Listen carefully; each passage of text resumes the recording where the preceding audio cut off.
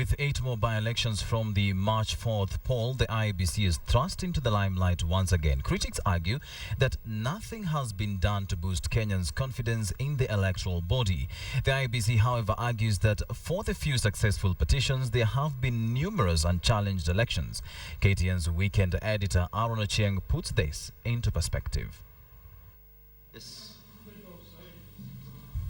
On the 17th of this month, the Independent Electoral and Boundaries Commission will be on the spotlight once again when the Siaya gubernatorial by-election as well as parliamentary by-elections in Matungulu and Kibwezi West will be held. There have been 8 successful election petitions raising concerns over the IEBC's capacity to conduct the by-elections. For every decision that questioned some of the activities that we did, there are others also that lauded what the commission did.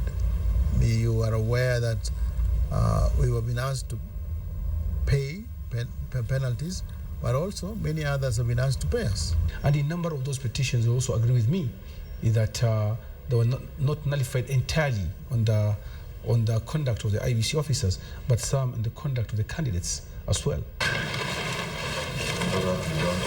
The electoral body, however, is firing salvos at those calling for quick reforms in the electoral body, saying such a politically motivated push would boomerang in the long term.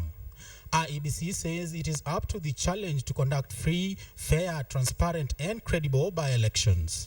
There could be areas where we can say that we think that it should not have been nullified or the judge should have gone this or that way.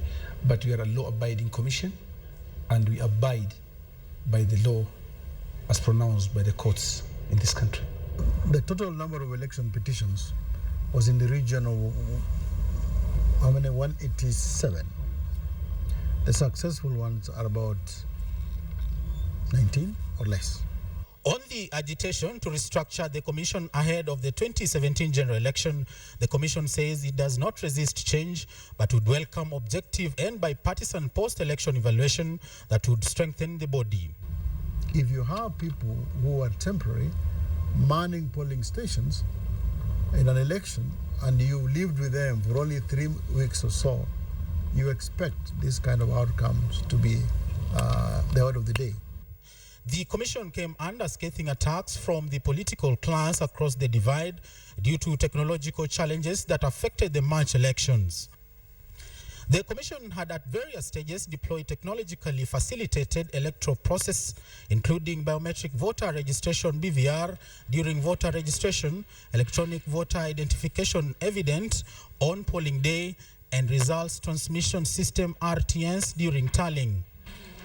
But technology collapsed on the day of voting, triggering sharp reaction from the election players who questioned a scandal-ridden tendering whose process has been the subject of investigations by the Ethics and Anti-Corruption Commission, EACC. In total, 5 MPs, 1 senator and 2 governors lost their seats in petitions arising from the March 4th election. Aaron Ochieng, KTN.